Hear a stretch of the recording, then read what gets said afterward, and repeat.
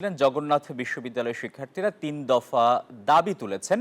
দাবিগুলো আবাসন ভাতাসহ আরো বেশ কয়েকটি দাবি রয়েছে। গতকাল তারা মার্চ ফর যমুনা কর্মসূচি ঘোষণা করেছিলেন এবং সেখানে পুলিশের সঙ্গে সংঘর্ষের ঘটনা ঘটে। গতকাল থেকে তারা কাকরাইল মোড়ে অবস্থান করছেন। এ বিষয়ে আরো খবর জানাতে সহকর্মী সাইফুল ইসলাম আমাদের সঙ্গে সরাসরি যুক্ত হচ্ছেন। সাইফুল, এই যে শিক্ষার্থীদের আবাসনের দাবি জগন্নাথ বিশ্ববিদ্যালয়ের, এটি পুরনো একটি দাবি। এ বিষয়ে তারা বেশ কয়েকবার দাবি জানিয়ে আসলেও এখন পর্যন্ত আসলে কার্যত কোনো সমাধান হয়নি। সংকট নিরসনে সরকার সহ সংশ্লিষ্ট পক্ষগুলো থেকে কোনো বার্তা এসেছে কিনা?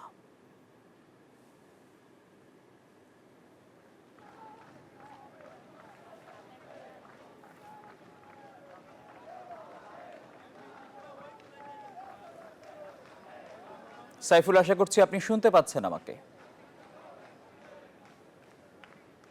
জগন্নাথ বিশ্ববিদ্যালয়ের শিক্ষার্থীরা কিন্তু গতকাল যে আন্দোলনটি শুরু করেছিল সেই আন্দোলনটি কিন্তু রাত পেরিয়ে এখনও কিন্তু চলছে এবং এই মুহূর্তে কিন্তু জগন্নাথ বিশ্ববিদ্যালয়ের বিপুল সংখ্যক শিক্ষার্থী তারা এই কাকরাইল যে মোড় রয়েছে যমুনার সামনে, সেখানে কিন্তু তারা অবস্থান নিয়ে নানা স্লোগান দিয়ে তাদের যে দাবি সেই দাবির পক্ষে কিন্তু তাদের অবস্থান পরিষ্কার করছে। এবং আজকে এই আন্দোলনে শিক্ষার্থীদের সঙ্গে কিন্তু জগন্নাথ বিশ্ববিদ্যালয়ের যারা শিক্ষক সমিতির নেতারা তারাও কিন্তু এই যোগ এবং আমরা দেখেছি সকাল থেকে কিন্তু শিক্ষার্থীরা জগন্নাথ বিশ্ববিদ্যালয়ের যে বাস রয়েছে সেই বাসের মাধ্যমে কিন্তু তারা এখানে এসে অবস্থান নিয়েছে এবং যারা বিভিন্ন পয়েন্ট রয়েছে মৎস্য ভবন এবং কাকরাইল মোড়, সেখানে কিন্তু তারা বাস দিয়ে রাস্তা আটকে রেখেছে এবং যারা এই রাস্তা দিয়ে আসার চেষ্টা করছে তাদের কিন্তু আসলে অন্য রাস্তায় ফিরিয়ে দিচ্ছে। এবং আজকের এই আন্দোলনটি মূলত তারা বলছেন যে গতকাল তথ্য উপদেষ্টা মাহফুজ আলম তাদের যে আশ্বাস দিয়েছিলেন সেই আশ্বাসটি আসলে বাস্তবসম্মত নয় এবং সরকার তাদের যে দাবি মানার বিষয়ে আন্তরিকতা পরিচয় দেয়নি, সেই কারণে কিন্তু তারা আজকে রাজপথে অবস্থান নিয়েছে এবং তারা বলছেন স্পষ্ট করে যে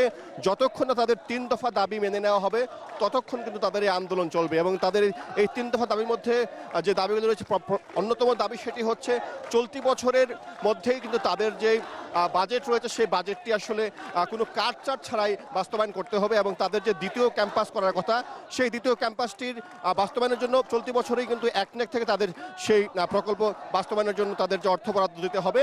এবং আরেকটি দাবি হচ্ছে তাদের 70% শিক্ষার্থীর জন্য কিন্তু আবাসনের যে ব্যবস্থা সেই আবাসনের যে বৃত্তি সেটি কিন্তু সরকারের তরফ থেকে দিতে হবে। এবং তাদের এই বিষয়ে তাদের মূল যে যুক্তি সেটি হচ্ছে আসলে জগন্নাথ বিশ্ববিদ্যালয়ের শিক্ষার্থীরা কিন্তু দীর্ঘদিন থেকেই তারা হলে থাকতে পারছেন না এবং বেশিরভাগ শিক্ষার্থী কিন্তু তারা পুরান ঢাকার বিভিন্ন বাসা বাড়িতে তারা কিন্তু মেস করে থাকেন এবং সেখানে থাকার কারণে কিন্তু অনেকে কিন্তু মানবতর জীবনযাপন করতে হয় এবং তাদের পড়াশোনায় কিন্তু ব্যয় অত্যন্ত বেশি। সেই কারণে তারা বলছেন আসলে সরকারের তরফ থেকে যদি ব্যবস্থা না নেওয়া হয় সেই ক্ষেত্রে কিন্তু তাদের শিক্ষার্থীদের যে দীর্ঘদিনের যে দাবি সেই দাবি কিন্তু তারা আদায় করে ছাড়বেন।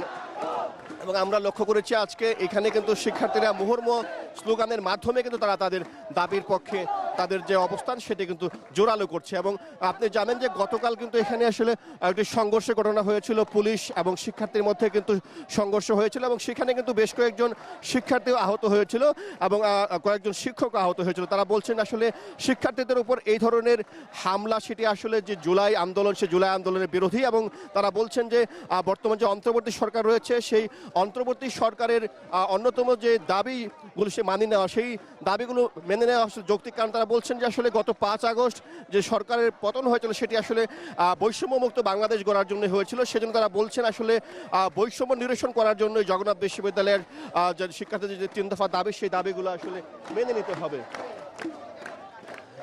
আজকে এখানে যারা শিক্ষার্থী রয়েছেন আমরা একটু শিক্ষার্থীদের সাথেও কথা বলতে চাই। এখানে যারা রয়েছেন বিভিন্ন বর্ষের শিক্ষার্থী, তা আপনারা আন্দোলনে রয়েছেন, আপনাদের আন্দোলনের দাবির বিষয়ে গতকাল তথ্য উপদেষ্টা কথা বলেছে, তারপরে আপনারা মাঠে রয়েছেন, আপনারা আসলে কি মানে মিন করতে যাচ্ছেন? আজকে তথ্য উপদেষ্টা কালকে শুরুতেই একটা কথা বলেছিলেন যে পুলিশ হয়তো আক্রমণ করেছে। এই হয়তো শব্দের এই যে শেখ হাসিনা যেমন একটা কথা বলেছে রাজাকারের নাতিপতি, ঠিক এই জায়গায় সেম একটা কথা যে হয়তো আক্রমণ করেছে। অথচ উনার হচ্ছে এখানে আসার আগে সুনির্দিষ্ট তথ্য নেওয়া উচিত ছিল যে আক্রমণ হয়েছে এবং এটা সব জায়গায় প্রতিটা মিডিয়ায়, বিশেষ করে ডেইলি স্টার, প্রথম আলো আপনারা নিশ্চয়ই দেখেছেন যে কীভাবে আক্রমণটা গতকালকে হয়েছে। সে আক্রমণটাকে প্রায় অস্বীকার করার মতো যে হয়তো আক্রমণ হয়েছে। সো ওই জায়গা থেকে যে সকলে গতকাল যে এই স্টুডেন্ট আন্দোলন করছে এই স্টুডেন্টের অধিকারের জন্য, মৌলিক অধিকারের জন্য বলা চলে, কিন্তু সেই অধিকারের ব্যাপারটাকে ফুটিয়ে না তোলে সবাই সে বোতল কান্না নিয়ে পড়ে আছে যেটা অ্যাক্সিডেন্টলি হয়েছে। সো এই জন্যই হচ্ছে জগন্নাথ বিশ্ববিদ্যালয়ের এই অধিকার আদায়ের আন্দোলন এটা আজকে নতুন না, এটা আজকে 18 বছর ধরে চলমান। যারা বলছে এটা আজকের এবং কালকের, তাদের সকলকে হচ্ছে এটা জানা উচিত যে এটা গত 18 বছর থেকে চলমান এবং প্রত্যেকবার সেই 2019 সাল, 2016 সাল, 2014 সাল প্রত্যেকবারই বলা হয়েছে যে জগন্নাথের দ্বিতীয় ক্যাম্পাস সেটা হচ্ছে করে দেওয়া হবে, জগন্নাথ স্টুডেন্টদের জন্য অধিকারগুলো বাস্তবায়ন করা হবে, কিন্তু প্রত্যেকবার মূলা ঝুলিয়ে দেওয়া হয়েছে। একটু শুনতে চাই, আপনারা যে আন্দোলনটা করছেন 3 দফার দাবি যদি বাস্তবায়ন না হয় আপনারা কি রাজপথে থাকবেন? আমাদের যতক্ষণ পর্যন্ত দাবি আদায় না হচ্ছে ততক্ষণ পর্যন্ত আমরা এখানে রাজপথে অবস্থান করব। আমাদের দাবিটা আজকে অনেক দিন ধরে, দেখেন আমাদের দাবিগুলো একদম বেসিক দাবি। একটা বিশ্ববিদ্যালয় প্রতিষ্ঠিত হয় 3টা বিষয়ের উপর, আপনার আবাসন ব্যবস্থা, ক্যাম্পাস, শিক্ষা এবং গবেষণা। আমাদের খুব বেসিক চাহিদা, আমাদের আবাসন ব্যবস্থা ইনশিওর করতে হবে, আমাদের ক্যাম্পাসটা, নতুন যে ক্যাম্পাসটার কাজ ধরা হয়েছে সেটা। দর্শক, রাজধানীর কাকরাইল মোড় থেকে জগন্নাথ বিশ্ববিদ্যালয়ের শিক্ষার্থীদের অবস্থান কর্মসূচি সম্পর্কে জানাচ্ছিলেন সহকর্মী সাইফুল ইসলাম। বান্ডেল থাকলে প্রতি সেনমানিতে টাকা বাঁচবে। বিকাশ সেনমানি বান্ডেল কিনে জিতুন প্রতি